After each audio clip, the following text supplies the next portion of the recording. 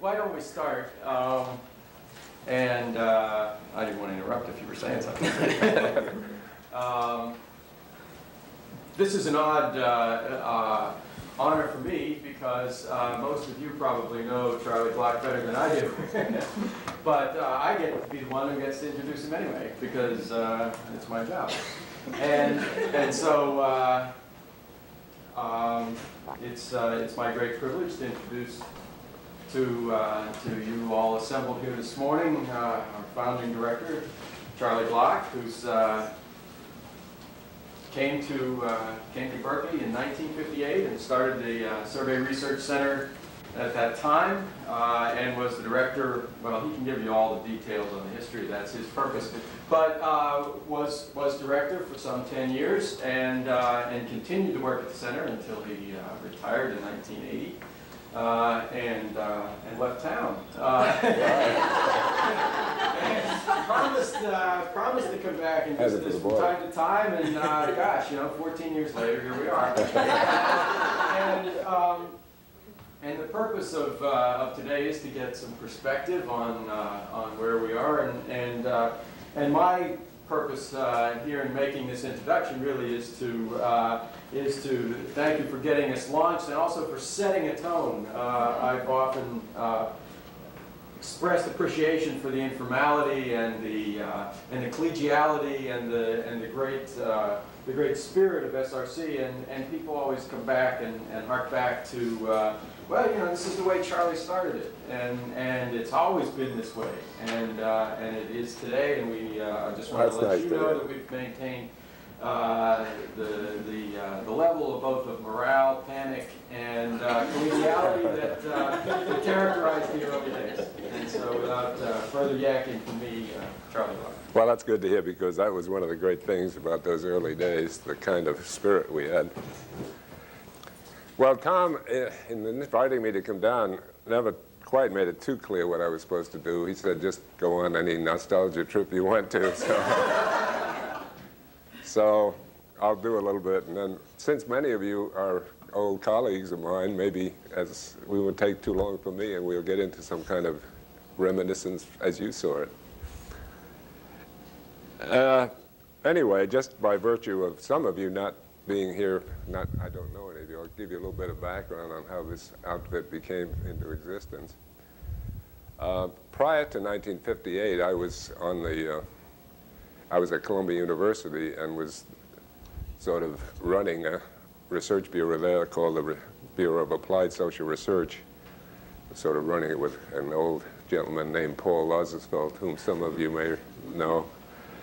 And I was also a PhD from Columbia, so there was this sense that maybe I should break the umbilical cord sometime with him.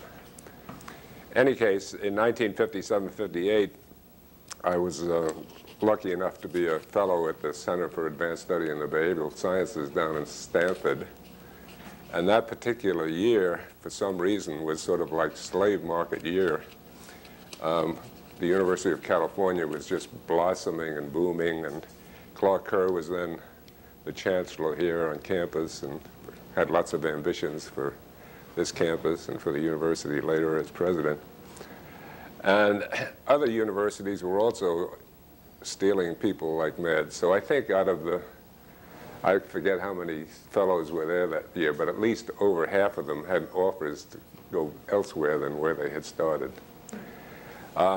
The offer came to me because Kerr,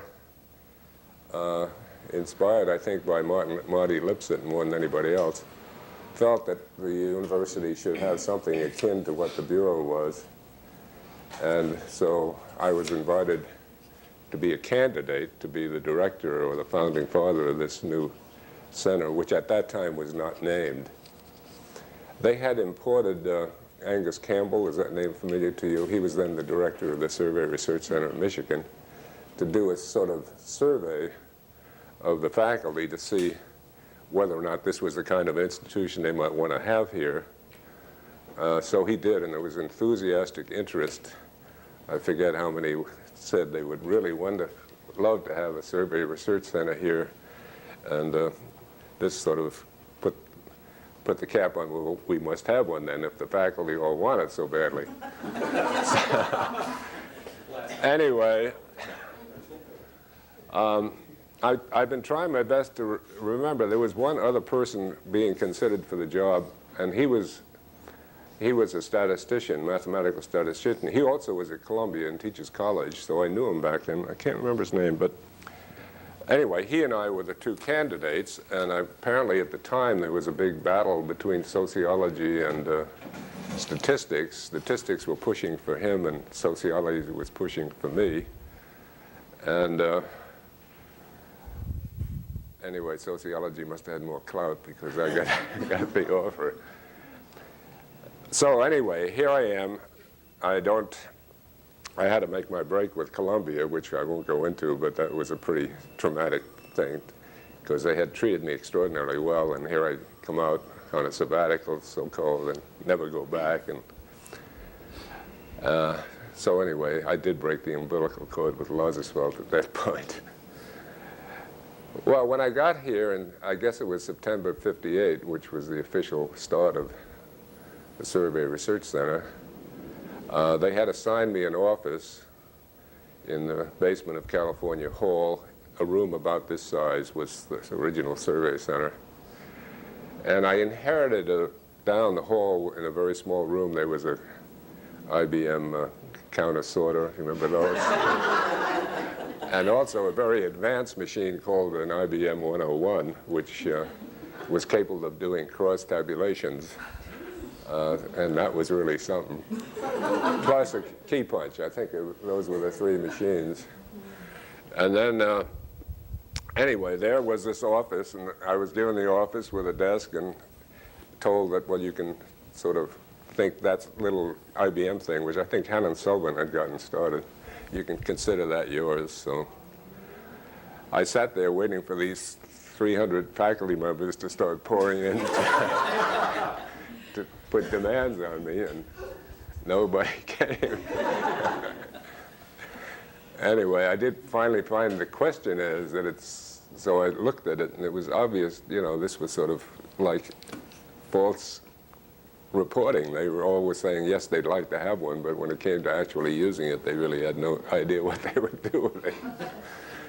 So it was a very lonely life for a while. I finally hired a secretary so she could at least make appointments. I used to go around to the different departments making speeches about the survey research and what it could do for people. Catherine Trow, let's see, Catherine Barnhart. Some of you may know Catherine Trow. She used to work around here when Martin Trow, you know Martin Trow. He married him later. So she was my secretary, and there was she and I, and then there was a young student named Rod Fredrickson, whom some of you may remember, who was a IBM freak, so to speak. They came out of his ears, and it became evident that he was willing to sort of help faculty get access to this little bit of equipment we had there. So we gave him an appointment to sort of be our IBM person. Now, I can't quite remember how it slowly developed. The university had us do a little survey. I'm trying my best to remember what the survey was about, but I can't. And I looked in the book, and this doesn't seem to have produced a report or anything. But that made us feel, well, we were doing something good because we were doing a project for the university. Then I started teaching methods. In those days, there was a basic methods course which essentially was built on the Columbia model, because three of us, all from Columbia, would rotate teaching it. And it was a course that everybody had to take. And this was a way that I found fairly quickly to find, because every student who came had to take it first quarter. So it was a great place to find the bright students pretty quick. So after a while, I began to identify students and among some of these students was some non-sociologists. There was a guy from business administration named Franco Nicosia, who for some reason thought I was God's gift to something. So he wanted me to be on his committee, so I was suddenly flattered by having attention from Biz Ed. So that made a connection with Biz Ed, which then blossomed into some other things. And then Alan Wilson was also in the first class. Some of you may remember Alan. He then became a professor at the School of Education. I just got to know these students the first year. I didn't really have any way to use them because you might be interested in, the budget was $30,000 from the university. And I was half-time at the survey center, so half of my salary had to come out of that. That was $6,000. I did get 12, that's what's half. Half of 12 was 6. Anyway, I started then trying to get some of the faculty to come over and start doing work with us. And it's hard to remember the process of that, but slowly we did get people coming in. Jack London came in from School of Education with a project he wanted to do, which we then housed. Leo Lowenthal, who some of you may remember was in the Sociology department, told me about Gertrude Selznick, who he said, now here's one of the world's great women who just was born one generation too early, and she still could, you know, have a thriving career. Why don't you just do something. She'll be happy to work with you. So that was one of the great things that happened, because Gertrude then slowly began to work a little bit. Anyway, within about a year, we had enough going that that little office down there in the basement of California Hall was too small. Plus this guy, Rod Fredrickson, who was really a sort of, did you know him, Margaret? I've met him. Yeah, sort of a, Very much in passing. yeah, anyway, so enthusiastic about the potential for computers and stuff that he was attracting all sorts of people to use this little unit of his, because he was not, you have to go over to the computer center and do everything yourself. He was, I'll help you. And this suddenly began to blossom as an avenue that really helped the Survey Center considerably get launched, because as we moved from California Hall, they then gave us this nice building up on Piedmont Avenue, except for the basement. Some of you may remember. Their Simeon Society or somebody had control. No, the School of Optometry had a lab down there with experiments on simians. Stored them in here. That was the problem. But they were alive. And so we moved up there, and as time went on, I'll mention something about the computer side first, because that sort of was the way the thing began to grow, because it became increasingly popular. We had hardly moved up there, then we bought or rented or whatever an IBM 1620, which at that time was sort of the state-of-the-art IBM computer.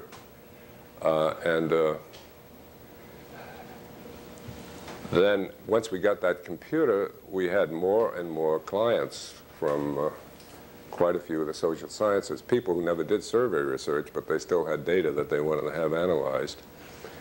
And Fredrickson, and I give him much of the credit for this, was very sensitive to the fact that people needed help. So it wasn't long before we were really competing with the computer center and getting a substantial amount of work. This led to us expanding the data, the key punch operation. There was 4 or 5 years where we had a room, probably time and a half, large, this size plus a half, with maybe 20 women. I'm sorry, they were all women, but sexed, who were key punch operators. And they were actually kept employed 40 hours a week, running, doing key punching for all these people that had projects that they were doing through the center. So that was sort of a way to give us a lot of attention and a lot of access to the community because people used us and then they got to know us. Well, meantime, being an entrepreneurial, one of the nicest things that Lazarsfeld ever said about me, in the midst of not some nice things, was that he thought of me as a managerial scholar. And I always liked that designation because I sort of saw myself in that way, you know, said I had scholarly interests, but I liked managing projects, and maybe it's partly because of my having a master's degree in business administration or something. And I was quite entrepreneurial, and slowly we got grants, and I would then Bill Nichols, I recruited Bill Nichols from Columbia because we had a big project on testing interviewing procedures, which he directed. Then at that time, there was also the development of data archives. There was a sort of period where everybody thought we shouldn't lose any data, so Michigan had a data archive, and somebody else had a data archive, and we got the idea, well, we should have an international data archive. So we were collecting data from other countries, and the room that the computer was in was just lined wall to wall, all sides, with IBM cards that we had collected from all over the world. And a fellow named Bob Mitchell came. He was also a friend from Columbia to run that. Meantime, there was, in 1961, I had a phone call from an old acquaintance at the Anti-Defamation League named Oscar Cohn, some of you may have met him, saying that the Anti-Defamation League was concerned about the fact that the incidence of anti-Semitism had been escalating, and he thought there ought to be time to do some new research on anti-Semitism in America, and would I be willing to call a number of faculty together to discuss with him what we might do. So anyway, I did. And we had a meeting at the Claremont Hotel, at which, among other people I remember being there, was Lipset, Herb McCloskey, Brewster Smith from Psychology, Martin Troe, and myself. And so we bounced around this idea for a while. Well, yeah, it wouldn't be a good idea to do that. So he said, well, we're willing to put up $500,000, which is like, you know, you're going to get $20 million today to support a series of studies on that. And would you like to draft a proposal, and we'll consider it. And they were quite open to us defining how it was be done. It was not much worse than working for the Rockefeller Foundation in terms of they were not intruding on. Anyway, by then I think I had discovered Rod Stark, and I was interested in doing this because I had a long time interest in the idea that I had grown up being anti-Semitic, and I still remember confronting my Lutheran pastor at the time and saying, I can't quite understand, you know, you mean all Jews go to hell because they don't believe in Christ? And somehow that always bothered me. Then reading Martin Luther, I discovered that he had started off, if you read Martin Luther, he had started off being fairly open. Finally, the Jews will be able to read the Bible, and no longer will they be resistant to Christ's message. And if the really early Luther, he's quite open and positive, but then when nothing happened and the Jews didn't accept Christ, he became pretty nasty. And I thought, gee, this probably still is going on. So anyway, I had this idea that wouldn't that be interesting to test whether or not in today's world the way you understand your faith may still have some consequences for the way you respond to this, or Christians respond to Jews. So this was clearly what I wanted to do, so that was my motivation for pushing this project. Anyway, it turned out that among the people who were at the meeting, Lipset was interested in participating. He was interested in doing a study on the history of what he eventually called the politics of unreason. That is to say, looking back historically and seeing how right-wing and left-wing responded to ethnic and then Brewster Smith, the psychologist, was interested in doing something on adolescent prejudice. Anyway, as we had this interesting, I thought, way of constructing the proposal was that one of our tasks was to find, I'm spending a little more time on this than other things because I know that some of you guys are still working on prejudice, so I thought you might be interested in this. One of the things that we were interested in is to get a benchmark. Well, where are we today? The idea being that, and this would give future scholars an opportunity to look back and see whether we've made any progress. But the other thing, since we were working for an organization that was applied in a sense, they wanted to use the stuff to try to change things, we decided to focus on institutions, how do institutions impact on the way people grow up in terms of their attitudes toward prejudice.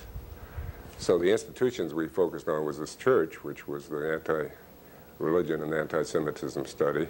Then Brewster Smith's project, he was interested in how adolescents grow in terms of their in attitudes toward minorities, particularly Jews. And then Lipset, of course, was in the political thing, political institutions, how do politics enter into the whole process. And then we also had the idea there should be something on the media. How do the media influence us? So the proposal that went in then essentially proposed projects in these 4 areas plus a baseline study. And there was considerable interest on the part of the ADL in looking at blacks because there was already some evidence of a rising black anti-Semitism, which seems to be back in the news. So we included, in addition to a general population survey of the population, an overblown black sample, so we had enough cases to look at blacks. Anyway, that project really made a lot of blossomed the center because it allowed us to recruit a lot of graduate students. And some of them have become quite well known since. Rod Stark is one, and Earl Babby came in, and I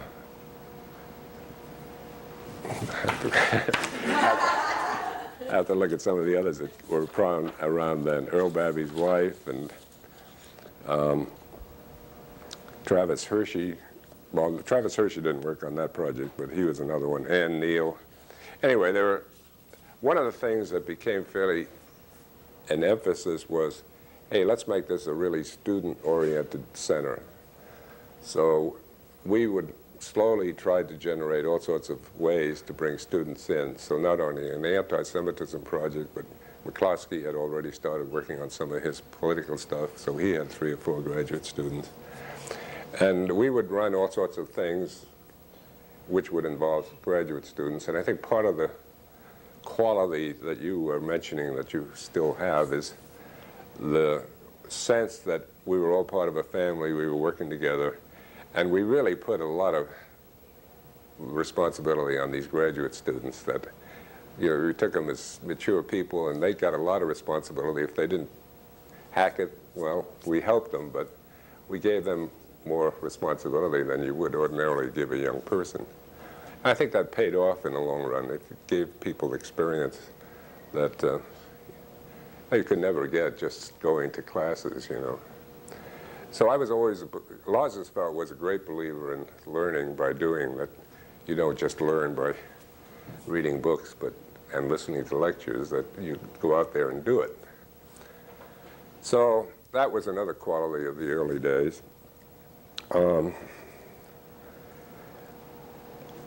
In addition to the big anti-Semitism project, and there were, as I say, in the end, that project produced 9 books.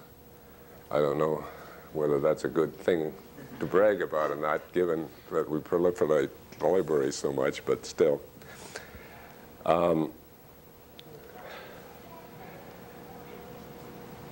Let me tell you about some of the other people. Herb McCloskey came I must say he must have come pretty early, like 1960. I had even though the budget wasn't very big, after all, I only took 6,000 out of the 30, and the secretary only got about 3, so there was some leeway there to do some recruiting, and the original idea was that there would be a deputy director and in another field than myself. I was anxious to get a statistician, but and we did recruit, I can't remember now, almost got a very well-known statistician, which would have been a great coup if we got it. But somehow that fell through, and somebody in political science told me that they were really trying to get Herb McCloskey. And Herb was really into survey research. He'd already done these surveys in Minnesota. So why not, since statistics was sort of sitting on its butt and not coming through with any other candidate, maybe we could use that slot for Herb. So that was a way to recruit Herb here. I don't think he would have come if he'd only gotten an offer from... But in some ways, Herb was a disappointment to me because he really wasn't an administrative type who wanted to play the role of deputy director. So soon after he arrived, it was clear he was going to run a program in political research, but he wasn't going to be running projects that came in that needed a lot of help. And it was at that point that I decided to bring in Bill Nichols, because we were now making enough money from outside grants that we could afford to bring people in on soft money. So Bill, I don't think until Bill became acting director that he was ever on hard money. He was always on grants and that sort of thing. Plus we were making profits after we discovered a mistake about pricing our key punching, but we were making profits out of the data processing. Actually, we were booming up there, and I started wondering about how come we were losing about $4,000 a month in the whole data processing realm. And we had a very good bookkeeper who kept coming in and he says, "God, what's going on up there? I can't believe we're losing $4,000. Anyway, we finally traced it down that it seemed to be the key punch operation that was losing money. But there were these 20 women working like mad overtime, and I figured, gosh, how can they be losing money? They should be. So anyway, I called in, I won't mention his name. Well, no, I won't. I called in the guy that had sort of was running this and said, well, now, let's look at how you price this out. Well, what he had done was to price it without taking into account that there was vacation that these women were entitled to, that there was also something called sick leave, and it turned out on an examination that every one of them was sick as many hours and many days a year as they were allowed, so that instead of, if somebody made $5,000 for the year, he would price it out on the assumption that they were working 52 weeks a year, when in fact they were working about 40 weeks a year when you took everything off. Anyway, it was obviously they were way underpricing the cost of the key punch services. So anyway, we turned that around, and suddenly it was making money. And as time went on, we began to recruit other projects. One of the huge projects was a project that came in from a fellow named Red Stevenson. Some of you may remember Red Stevenson. Red was a Quaker, a wonderful guy, I thought, even though later he had his problems. And he ran something in North Richmond called the North Richmond Neighborhood Project, which was essentially an effort to try to bring black youth out of the ghetto and make them good citizens. And he came over one day and thought that instead of their just working on this, we ought to build some research into it. And the NIMH, or was it Public Health Service, was anxious to do this too. And that produced a very large project. It must have been hundreds of thousands of dollars by the time it was all done. The major product of it was Travis Hershey's book, Juvenile Delinquency. And that was one that really got clobbered as time went on by the free speech movement and that sort of thing. I'm sort of wandering now, but that's okay, I guess. I didn't, so far I talked about the, I'll finish on the data services for a minute. That might, as time went on, as we became more and more successful in the data processing, and we had a large staff of programmers plus hardware people, the computer center got more and more nervous about us, but they didn't do anything. But then finally, I think Charles Yarborough by then was the director, they decided they couldn't handle it anymore with the IBM 1620. So therefore, we should go up to the next model. I forget what it was. Do you, anybody else remember what it was? 360. 360, right. So I put an order in to get a 360, which then had to be reviewed by the computer center advisory committee, and that was the blow that hit the, whatever they say about the fan. And I was up against the powerful political people in the natural sciences who were all, you know, supportive of the computer center. The computer center did not want us to have that equipment because they were already suffering from the fact that we had so much business, including not only social scientists, but we had some natural scientists who were even over there using our stuff. So there was a long battle, and I didn't win. I finally had to compromise by letting them take over. You were in there, you were around then, Margaret, right? That they would take over the whole operation, and we would get out of the computer business. Now, this was 1968 or so. So that's what happened. They took us over, and everybody went over and started working for the computer center. Meantime, that really was a blow to me, losing that battle, because somebody offered me to be chairman of the department, and I stupidly accepted, I think out of frustration with my failure at the survey center. Anyway, to make a long story short, within a year and a half, the whole thing collapsed over at the computer center. Wouldn't you say that's true, Margaret? But then something happened, namely, I had retired and Bill Nichols had become acting director, but then we found Merrill Shanks, and within about 2 years later, we were back. They still had the computer, but we were still back in the business and doing even more than I had done.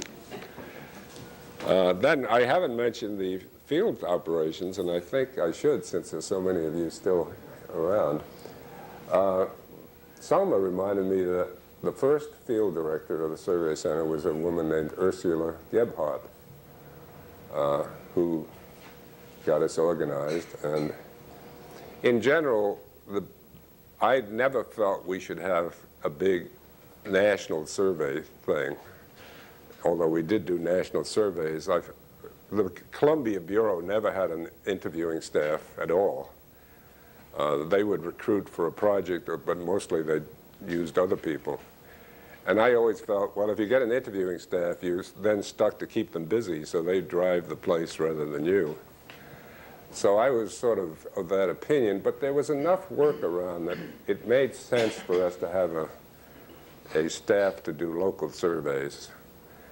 And we had Ursula Gebhardt was the first director, and then Doris Miller came, and Doris Miller discovered, I think, did Doris Miller discover you, Charlotte? Well, yeah, she hired and trained Right. me.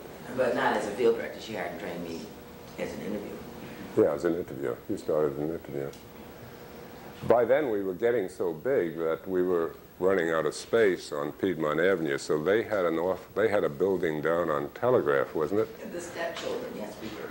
Right. So they we were. never saw anybody from the center. Nobody that worked there knew anyone from the center except me. Right. Well, I came down once in a while. So. Now the truth will start coming out. DJ quit, and that's when you came down. And then meantime, we got bigger and bigger. So I gather you're now back in the Baptist Seminary, but we had 2 buildings in the Baptist Seminary.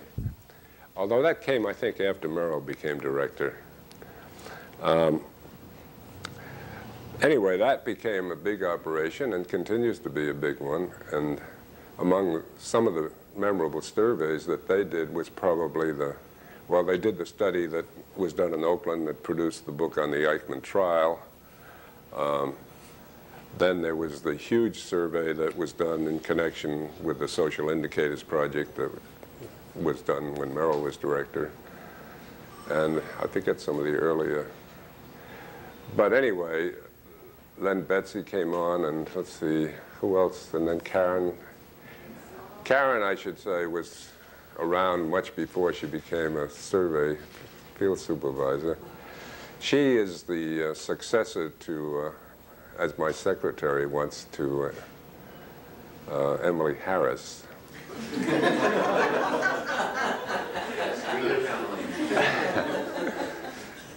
So Emily Harris, well, this was after I had retired, but after I finished as director and became chairman for 3 years, then I continued with the Survey Center until I left. But we had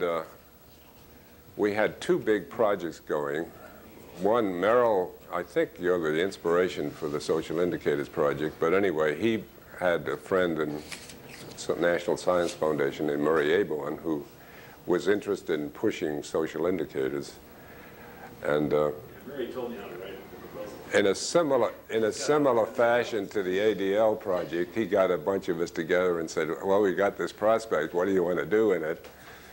And at that point, I was interested in moving from anti-Semitism to doing more on racial prejudice, because we had done some stuff in the anti-Semitism projects or we found out what blacks thought of Jews, but we also had some data which allowed us to do some explorations and so that became a project that came in early 70s, so that was another enterprise, and that enabled me to recruit this guy right here. Tom Piazza was a student, and I got him involved in that. And then Bob Wethnow was also recruited to work on another project that there was, at the same time that this happened, Bob Beller and I were doing a seminar, an informal seminar in the department on what's all this stuff going on in religion. You know, what is all this, the meaning of all these new religious groups? And as a result of the seminar, we decided we didn't know the answer to that. So then, well, maybe we should do something to find out. And Bob had some friends over in Hawaii who ran something, Institute for Social something, and thought, hey, they might be interested in financing this. Well, it turned out they didn't have any money, but we sent them a proposal, not knowing they didn't have any money. And they wrote back and said, well, we don't have any money for this, but we think it's a wonderful project.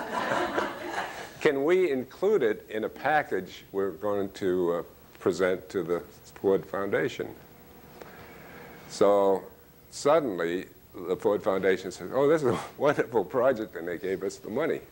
In fact, they not only gave us what we had asked the Institute, but they added to it and felt we ought to expand it a bit. So anyway, having retired from the center and sort of then teaching full-time in the department, I suddenly not only had this Social Indicators Project, but also the religious consciousness. So even though I was no longer director, I tell you, I was still very busy over at this place. But by then, Merrill had become the director, so I didn't have to worry about those mundane things like keeping everybody happy. But we had a good time then, and I always was a great collaborator with other people.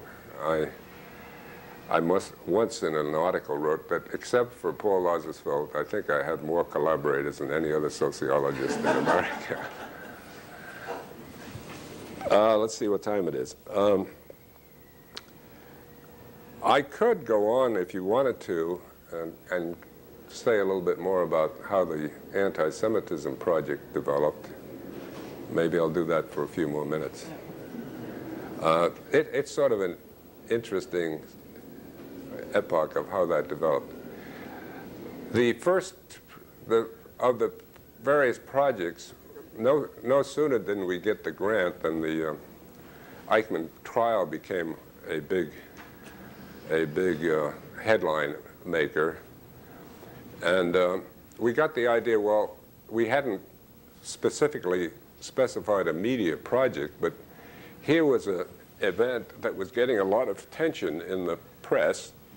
It was being talked about all the time. So an interesting question was, well, what is the effect of the media on attitudes toward the Eichmann trial? In other words, is the way the Eichmann trial is being handled making people feel more sympathetic to Israel and Jews, or was it making it more hostile? And there was some reason to think it might make it more hostile because there was some ambiguity about the Israeli government invading Argentina and extraditing. They went and grabbed Eichmann, you know. And there was some other, and also it was ambiguous whether they should have the trial rather than some international tribunal. So these issues were being debated in the press. So we decided to do what was then called the Firehouse Study. I don't know if Firehouse is still a popular way. Firehouse studies were an invention of Columbia, but you wait for something to happen and you study it while it's happening.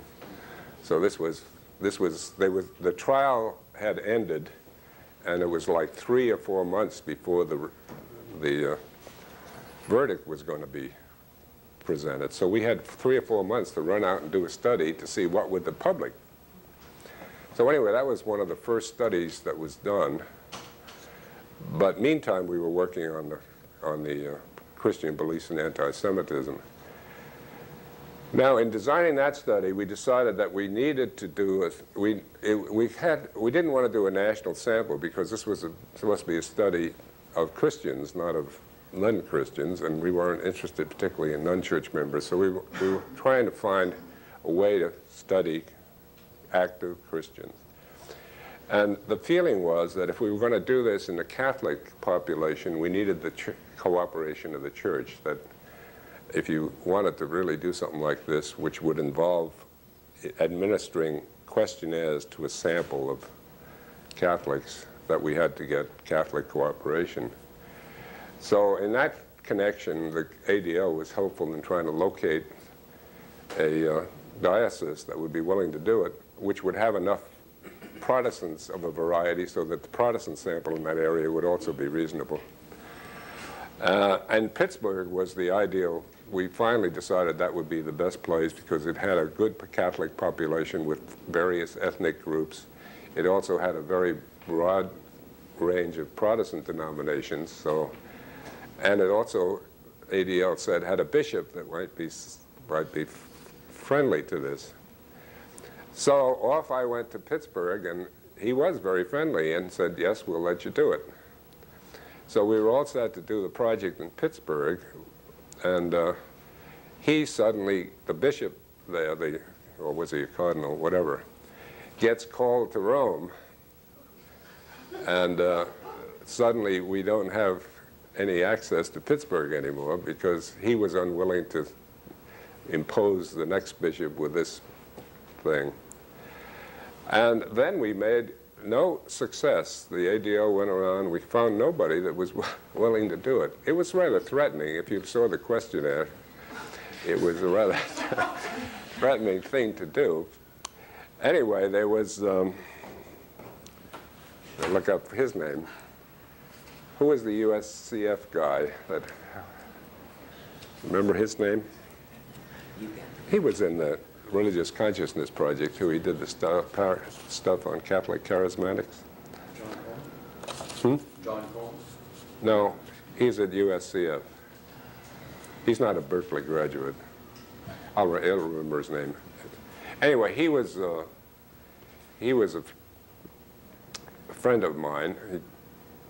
So I was telling him about my problems. He says, well, maybe you can do it in the San Francisco Bay Area.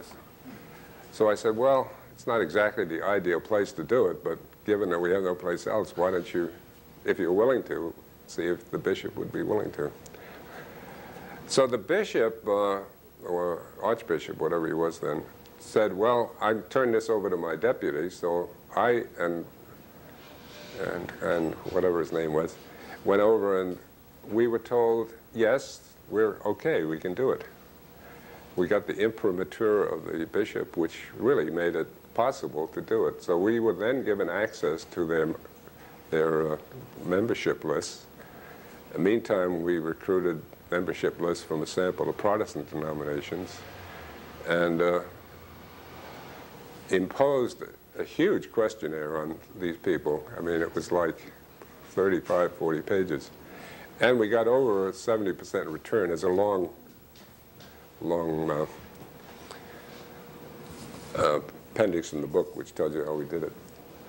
But I don't think you could ever do that again today, but in those days you could still get people to do it. Plus the fact we did some previews of it, and it turned out that people were using the questionnaire as a way for them to study their own congregations. And we covered the idea that it wasn't just about anti-Semitism. If you look at the questionnaire, it covers a whole range of other things. Anyway, that then was one set of data, and then meantime Gertrude Selznick had been recruited to do the national study. I mentioned that we were going to do a national study, and we included enough questions on her study so that we would have a sort of, would the same thing hold true if we had a national sample rather than a Bay Area sample. So that study essentially tested the idea that ideas have consequences and that the way you understand your faith might have some effect on the way you respond to Jews, which seems very obvious, but it turned out to be the case, that at least we thought it did.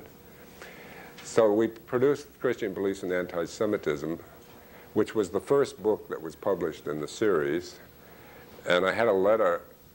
Then there was a big conference in New York in which the ADL arranged for all the Catholic and Protestant bigwigs in the area to come around.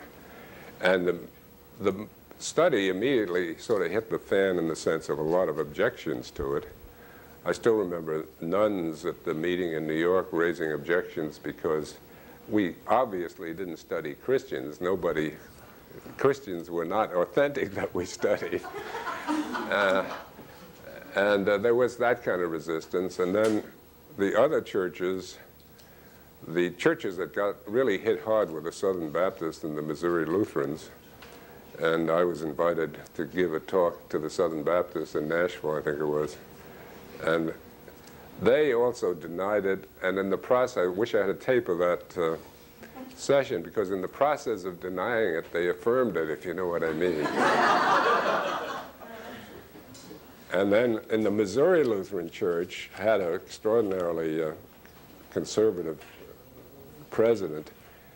In the study, it showed that the Missouri Lutherans were the most orthodox of all the Protestants. I think the most orthodox. You know, they believed in Christ without doubt, and they did all the... So instead of making a play on the fact that they also had all these nasty feelings about Jews, he made a big play about the fact that, look, this study shows we are the most authentic Christians. It made me worry about being associated with that faith, although I'm not a particular member of that denomination. Also, the book got clobbered in the professional reviews, because at that point we still weren't into multiple regression, and we didn't have any programs to run it. We were doing everything on something called Pickle, some of you may remember. I think Merrill invented that. Did you invent that? Or was that Charles Yarborough, I guess? No, it was mine. What did Pickle stand for, do you remember? No, actually, it had a long title that it was descriptive, nobody liked, and everybody was making fun of Michigan. Right? And Osiris was trying to take over the world. Osiris still stands for something like organized research, information, statistical, you know, one of those things. And so people around here said, we have to have a nickname for this thing we were concocting, so they came up with the program interactively controlled kinetically like no one's. I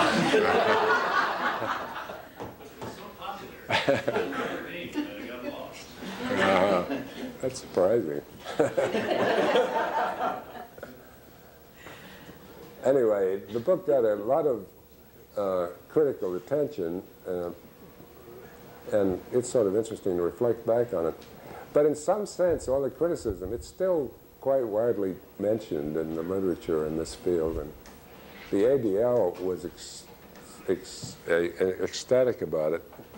What happened was, just as after we collected the data, the Vatican Council II had started, and among the things they were considering was a statement on the Jews.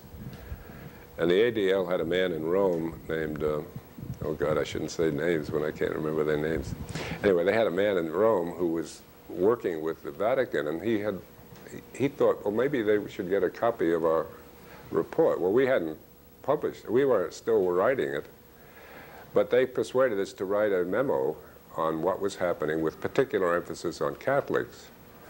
So a 10-page memo was sent to Rome giving a preview of what the findings would be. And one of probably my only footnote in history is that document was translated in every language that was represented at the Vatican Council II. Every bishop got a copy of it, and the Cardinal Bay, I think his name, or I did remember it, Cardinal Bay, who was a German who was responsible for leading the council on the issue of the Jews, used our study to introduce the statement. So that was sort of, and at that point we got a letter from the ADL saying, Charlie, you've already paid off that $500,000 we spent on you.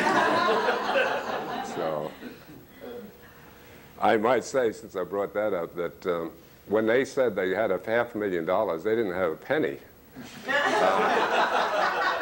They went out and recruited those $500,000, and poor Eleanor Stevenson would get these big bunches of checks from the ADL, running from $20,000, I still remember the CBS gave us $20,000, to $5, and there were literally thousands of checks kept coming in, and they were all sent to the university because the ADL made the point, well, if you give the money to the university, you'll have a political contribution. So poor Eleanor was really besieged with all this money coming in. But they did get some substantial, $20,000, $30,000, but an awful lot of $5 ones, too. But that was all sort of part of the fun.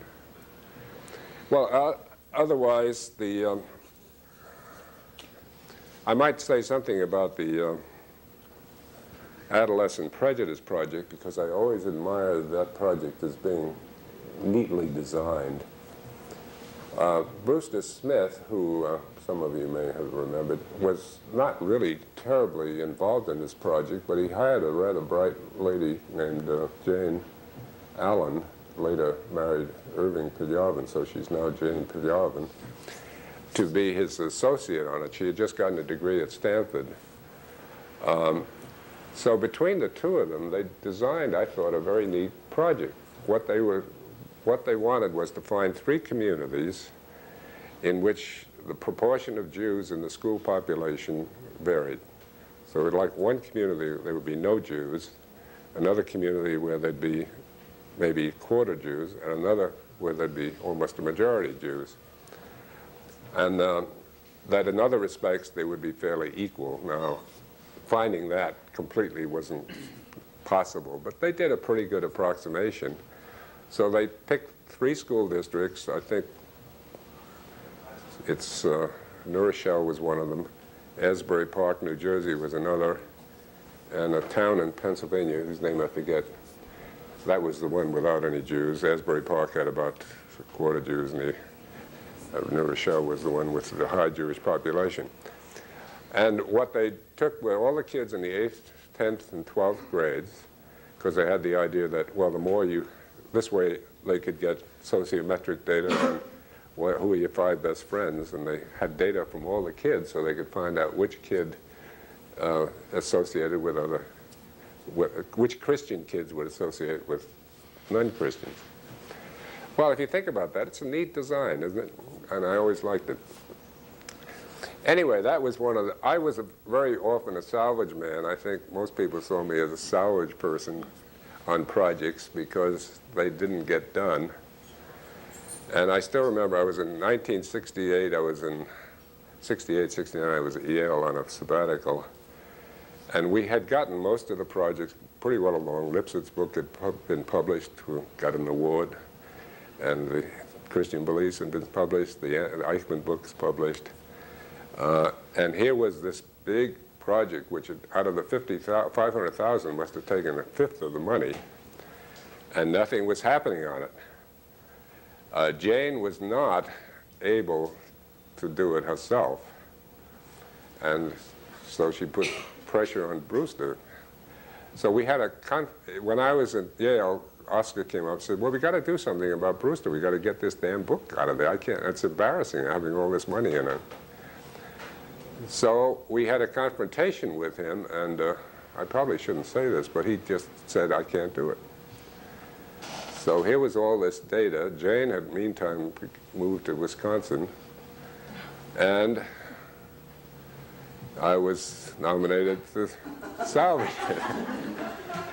So then I got Meta Spencer. Does anybody remember Meta Spencer? I thought she would salvage it for me, and so that didn't work out either. So by then we were out of money, but they were willing to put up another $25,000 to salvage the project. And then God came along, I guess, or something. There was Robert Worth now. And between he and I, we managed to do it. And I still like the book pretty well. It had this interesting phenomenon that it turned out that the anti-Semitism in that the more Jews there are, the more anti-Semitism. Everybody had assumed that, well, we'd get less anti-Semitism in New Rochelle than in Williamsport or wherever it was in Pennsylvania. Because everybody knows, you know, the more you associate with Jews, the better you'd like them. But it turned out not to be true. So one of the interesting things was, well, what's going on that allows this to happen? Anyway, there's a chapter in the book that tries to trace this out. Why should people? And the basic idea was that it did turn out that when we looked at the sociometric questions, that the more Jewish friends you had, the less anti-Semitic you were. But contextually, you see, there was... So what we finally decided was that if you looked at the data, that most of the negative attributions of Jews were associated with success. That Jews were greedy, that they were apple-polished to teachers, that they were aggressive. In other words, if you thought about somebody who's successful in school, kids, you know, that do apple-polish to teacher, all of the attributes of those kids were assigned to Jewish kids.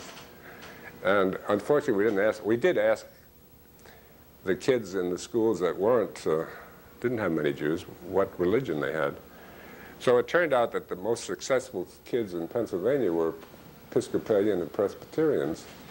But we sort of argued, well, if you're successful in Jewish, it's your being Jewish that you sort of notice all these attributes you sort of feel envious about. If you're successful in Episcopalian, it never occurs to you that I don't like that guy because he's Episcopalian. I don't like him because he apple-polishes the teacher. Anyway, that came out, and then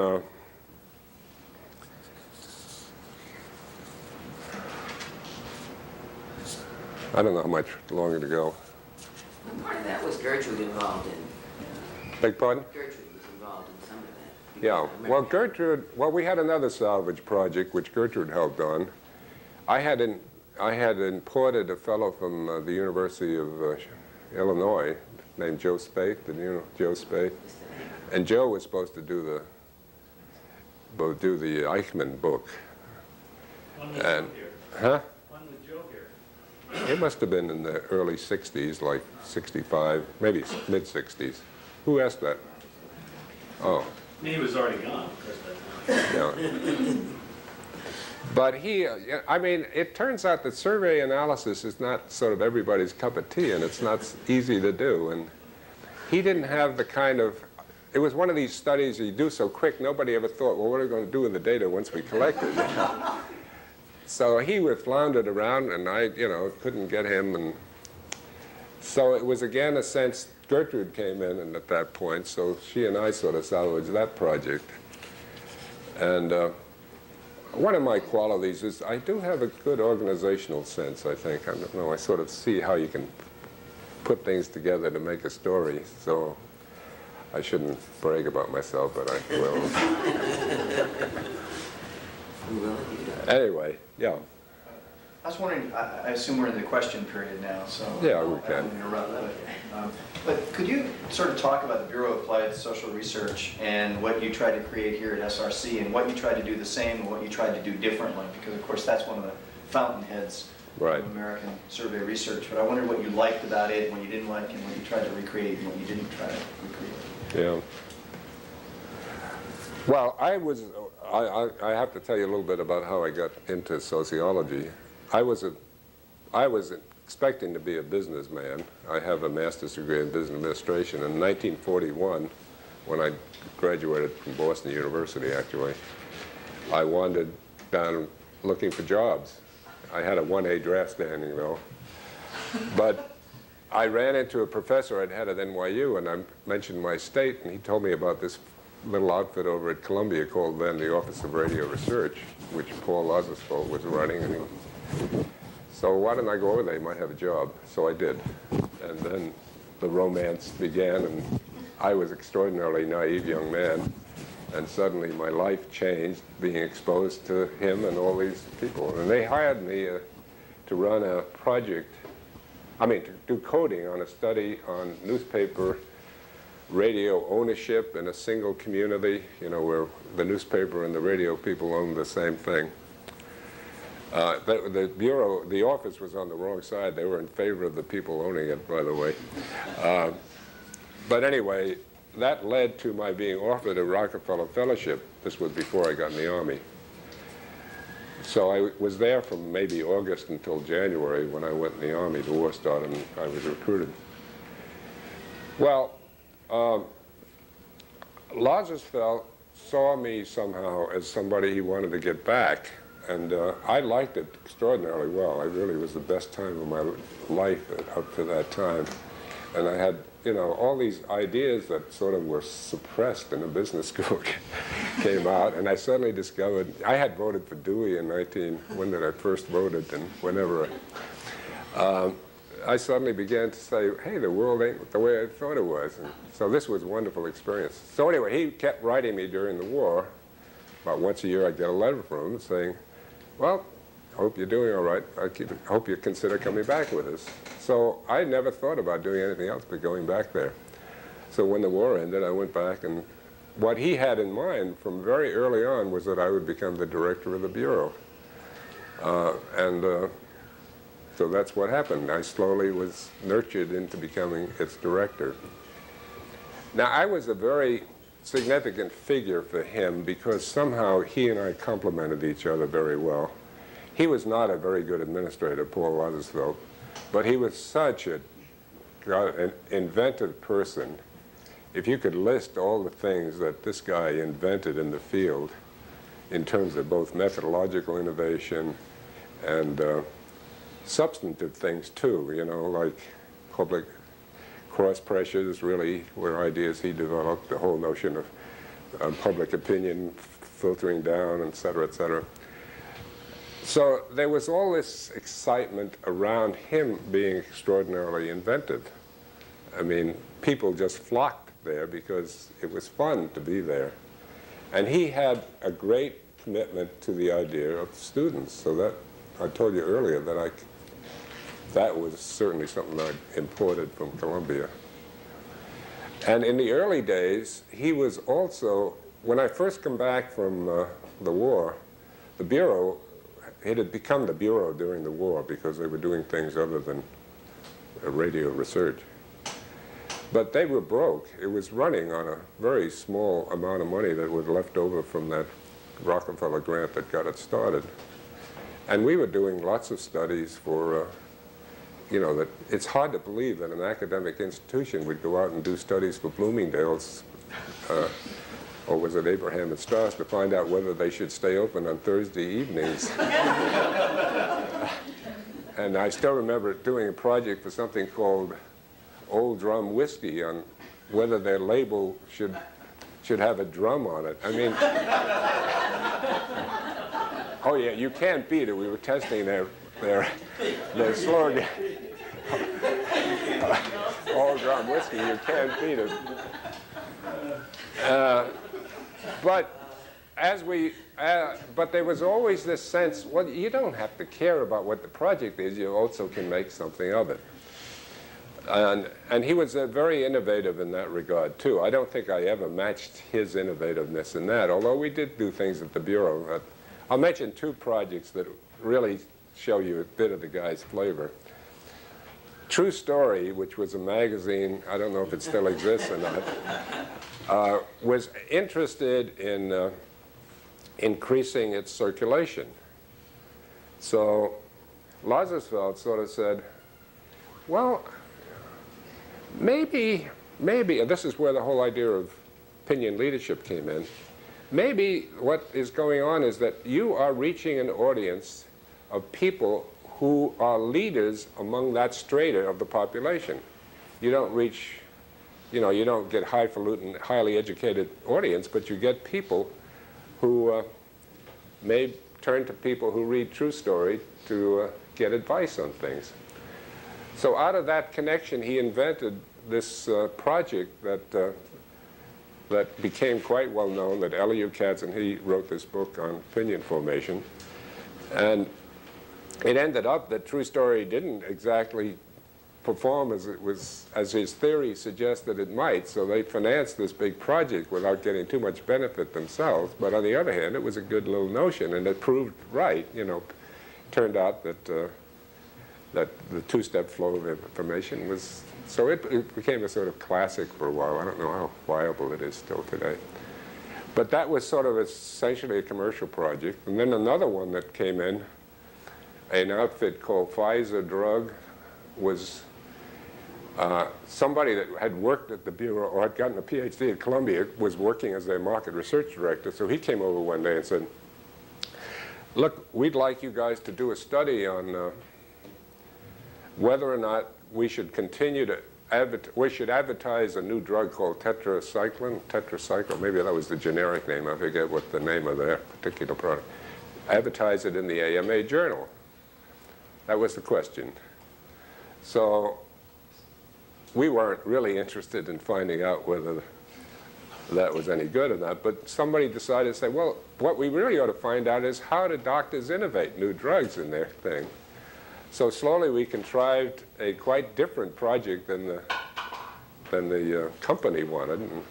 And Lazarsfeld would do this all the time. He would take the most trivial project. Now, I don't think I ever did. I think that's something I would have liked to continue to do, but I'm not sure that I did. I can't think of good examples of that at the Survey Research Center. I think I was more conventional than he was. The other thing that I think maybe I tried to continue, well, I mentioned earlier that I didn't feel I should have a national interviewing staff. I was very strong on student, and I was also much more strong on relating us to academic training, so that was something else he was. Well, I guess I'm repeating myself there.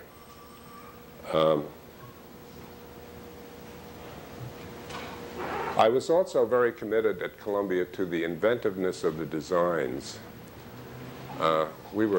It's hard to think of survey research today like it was then. In fact, I think back to the Columbia and early SRC days as somehow, God, we were way ahead of what we are today when I look at the journals and see the way that studies are designed. Of course, we don't have the kind of money we then, in some way we had a lot more money then, even though it wasn't much. But if you look at some of the studies that Columbia did, just think of the design. There was the People's Choice. Are you familiar with that book? Well, the design of that study was, Lazarsfeld got interested not only in, that's another thing, by the way, I did pick up from him. Every project ought to have a methodological byproduct. In other words, no matter how substantive it is, you ought to learn something methodologically. So in this study, he was interested in what is the effect of interviewing people in a panel study on their responses. So I'm going to have to delve back to try to remember the design of this. The study was done in a single community because they were interested in the impact of the media on voting choice. and they felt everybody should be exposed to the same newspaper and stuff, so they did it in one community. But he also wanted to know what would happen if we interview people 6 times.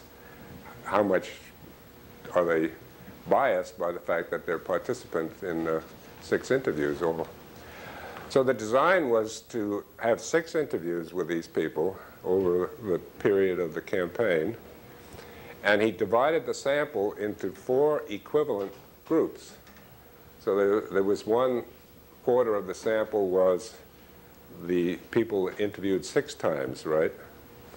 A second group was people who were interviewed at the 1st and the 3rd interview only. Another group was interviewed on the 1st and the 4th interview, and the 4th group were interviewed at the 1st and the 6th interview. So it was sort of a neat design in terms of putting an experiment into a survey early on. You don't see that too much, although now Paul and Tom are reviving doing experiments via surveys. But I thought I always thought, gee, that was a neat design. Then the one on medical innovation was also, I thought, very neat. We had a wonderful guy named Sidney Spivak working at the Bureau who was an extraordinarily audacious fellow. So we had him go out in the 3 communities I think we did in Illinois, and he persuaded all the druggists to give us all of the prescription records on the use of these drugs over a 6 or month or a year period. And we interviewed every doctor in town in these 3 communities. So every doctor that was serving patients. So you had a design in which you knew when each of these doctors had introduced this drug, you knew what brand they were pushing, and you could also ask them sociometric questions about their association with other doctors. So that in the analysis, it turns out that the sociometric structure had a lot to do with when they introduced the new drugs. The earliest adopters of new drugs turned out to be sociometric isolates, people who would respond to the detail man coming in and say, hey, you ought to try this new drug. Well, they weren't opinion leaders in the community, but they were innovators in the sense that this was a way to give them some status, I guess, or something. Then it turned out that the chart went like this, and as the drug came on the market, suddenly it burned out, and it blossomed up, and everybody, by the time of the test period, everybody was using it. But the big spurt came up among doctors who were who were the sociometric stars. In other words, once the sociometric stars, and they waited until the medical journals came out to say, yeah, this is an okay new product. Anyway, the notion of, combining sociometric studies with the idea of getting all this independent data. And I think in this sense, the adolescent prejudice study of our projects, I think that design was good. Another thing that we did that I think was imaginative, after Gertrude did this national survey of the general population, Lipset was working on this politics of unreason, which was historical in part, but also, and he discovered that there was some senator in the state senate who was getting all sorts of hate mail for something he had said from people who were writing him anti-Semitic kinds of stuff, among other things. So he gave us all the letters that he'd received, and what we did was to piggyback on the NOSC did the survey. So NOSC, in addition to do a national sample, went out and interviewed all of these people that were identified by these letters, so that Lipset had an extra sort of special sample of people who had actually manifested being anti-Semitic by writing the anti-Semitic letters. So you can read about that in his book. I don't know if that answered your question, but gives you some sense of it. But getting the quality of the Bureau was so exciting, and I do think that we had it, and I gather you feel you still have it, but we really had a good time. And even it went into the, don't you think we had a good time in the 70s when we were working on those other projects? We always had lots of people working on the New Religious Consciousness project, of which Karen was involved and both Tom. We had, what happened on that one is sort of an interesting thing too.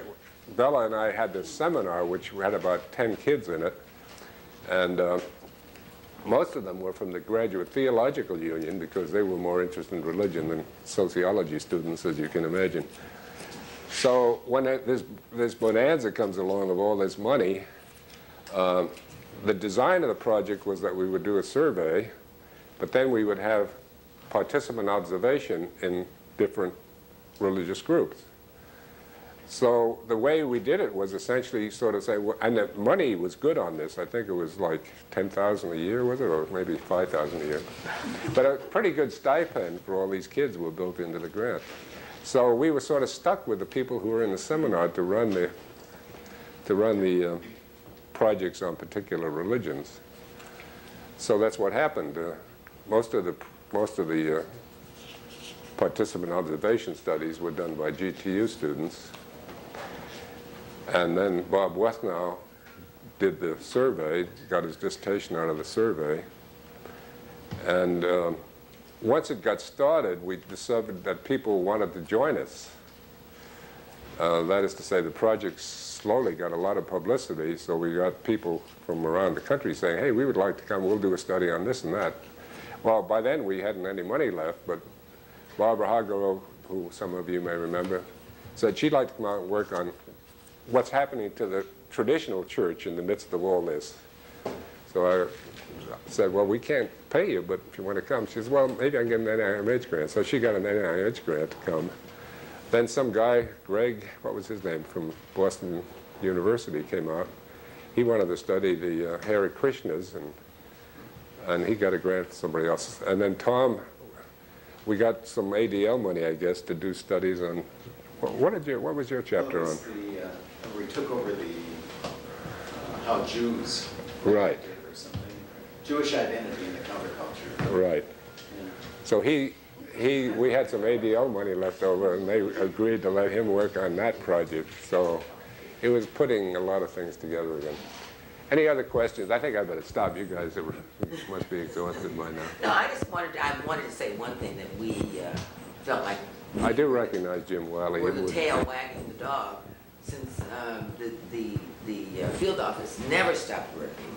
We had like 20 coders and 50 interviewers in the field, and nobody paid any attention to us. But I think if it hadn't been for us, they wouldn't have been making as much money as they did. That's true. You helped too. You used to have a good time up there, Charlotte. Oh, down there on Telegraph? Well, yeah, I have a good time. I spent my time with the FBI. Huey Newton. You were saying that Emily Harris was the most prominent one. I would sort of disagree with that one or the other. Did I say? You said Emily Harris, yeah. That's the only one that we ever employed. Oh, no, Huey Oh, Newton. no, you remember the one who... Oh, I mean, no, in the Symbionese Liberation Army, we employed other people. Remember Patricia Miles, Charlotte? Oh, look who's here. Greetings. The bank robber. Right. And Mario Savio worked for us. We also had a presidential candidate working for us. What was his name? Who did what? The radical socialist ticket. He worked for us. The candidate for president of the United States on the radical socialist ticket. Oh, I see who he's talking about. What era? I know who he's talking Do you? about. I don't remember.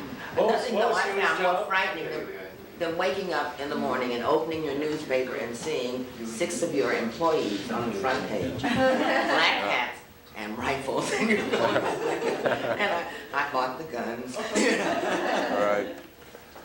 And some of those other kind of stories, I remember the chancellor calling me in once. The chancellor was then Edward Strong. And he said, and there was a guy from psychology who was the vice chancellor. Do you remember his name?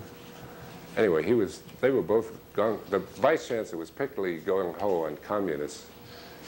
When could this have been that we still worried about? He hated them. So I was told that I had 2 communists on my staff and I was to fire them immediately. So I said, who are they?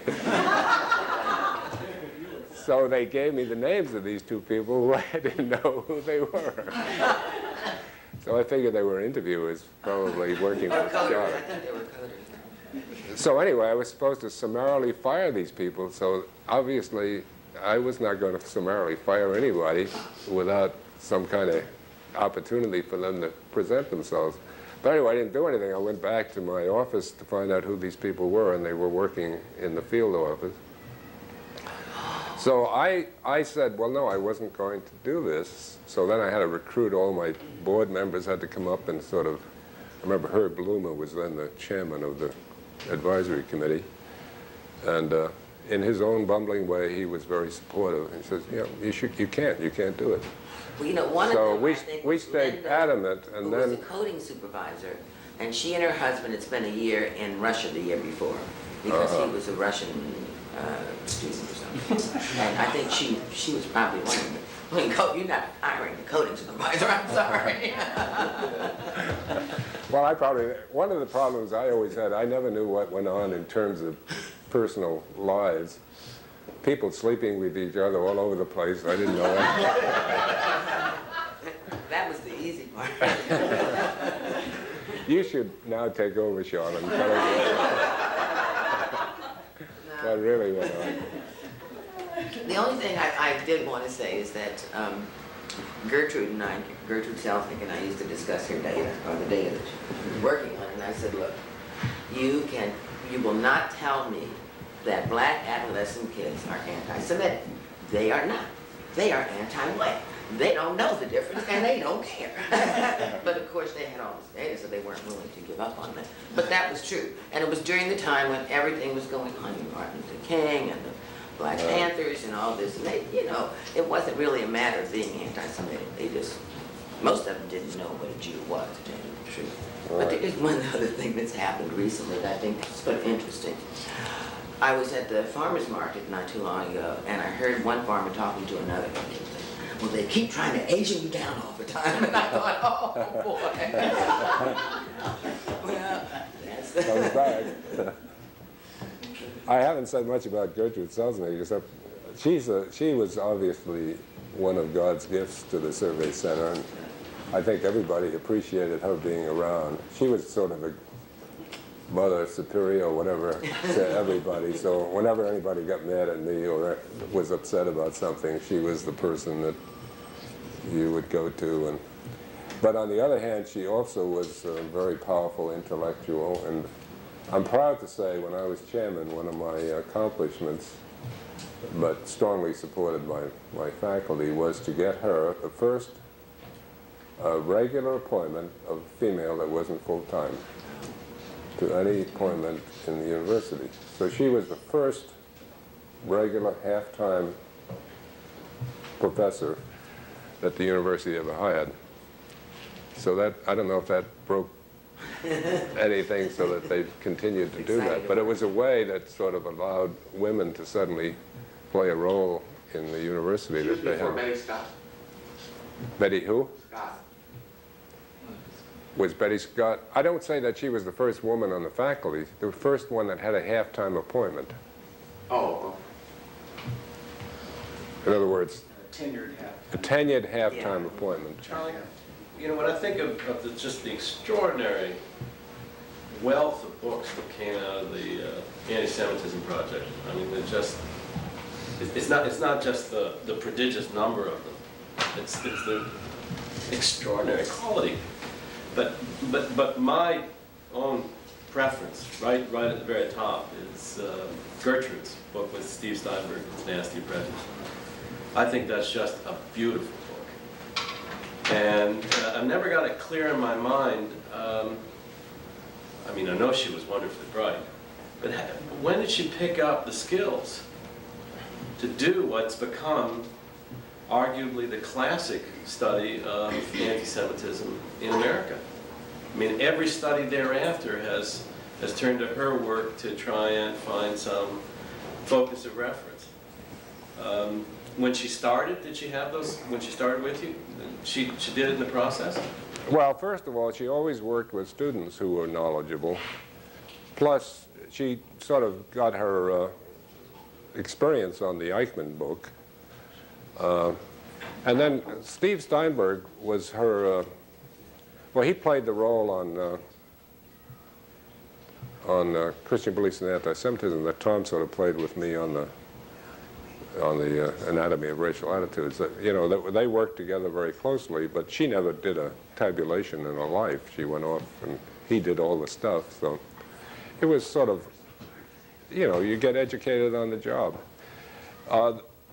My recollection is that the data had already been collected, that it was a collectively, before she took on the assignment, she had already, the data were there. She didn't design the questionnaire. It was sort of collectively designed.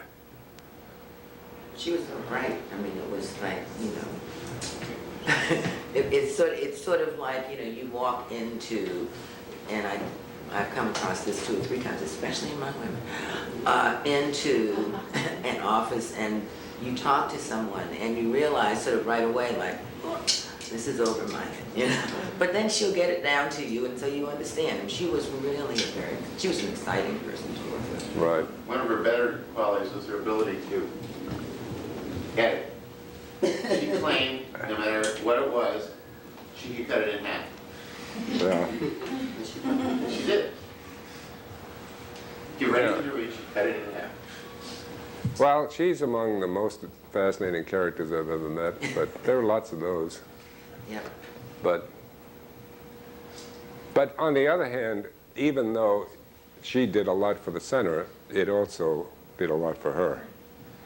And it really, you know, if she had been brought in this generation rather than the generation, she would never have been the wife of somebody else. And sort of course, she had a great husband, but still, she was always second fiddle to Phil. But suddenly she began to, and she noticed, she changed the name. She dropped Selznick, and in her later work, she is known as Gertrude Jaeger, not Selznick anymore.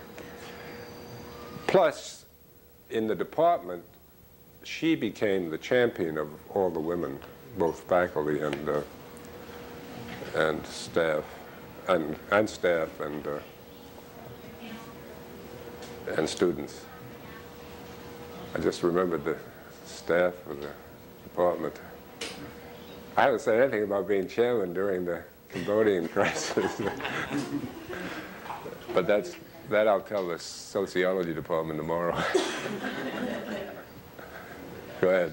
Charlie, you referred to 3 of you who used to rotate the methods classes. There were really 4. Who the other 2 were? There were 4 actually. There was Bill Nichols, Mountain Trow, Hannon Sullivan. Anna, okay, of course. We didn't rotate it in the sense of one-on-one for a while. We did it with 2 of us. Well, you and I did it once. We did once. Right. But then, after Hannon left, then I began to do it all by myself for quite a few years until you came along. He and I did it one year together. Shirley Starr was there for a while. Yeah, Shirley Starr did it a couple of years while she was here. It was one of these courses that half the students would love it and the other half hated the fact the department forced you to take it.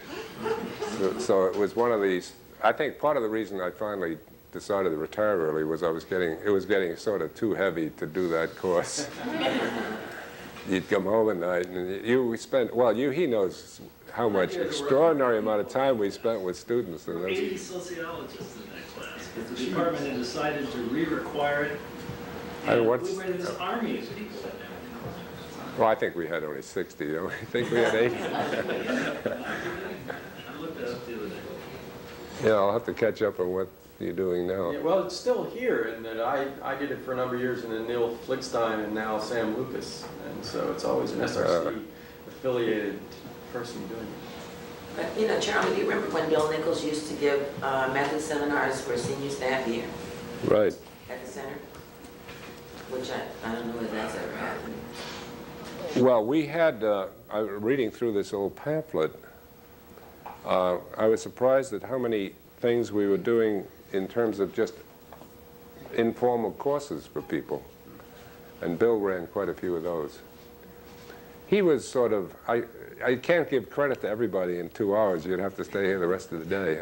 Like Margaret, I'm looking at Margaret, and I haven't given her enough credit. She was a bulwark of this whole operation during the time when we were really flowering in the survey services area.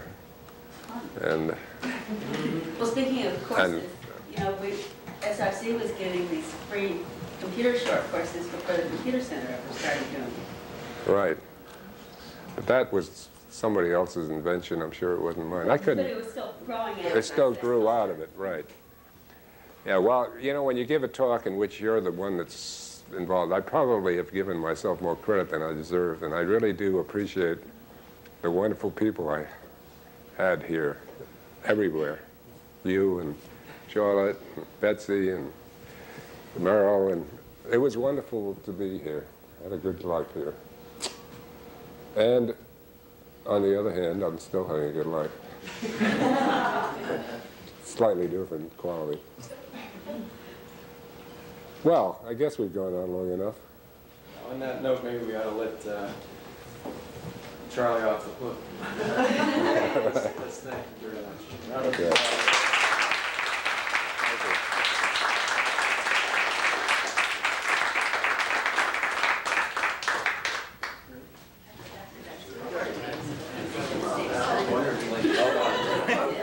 Sort of rambling, but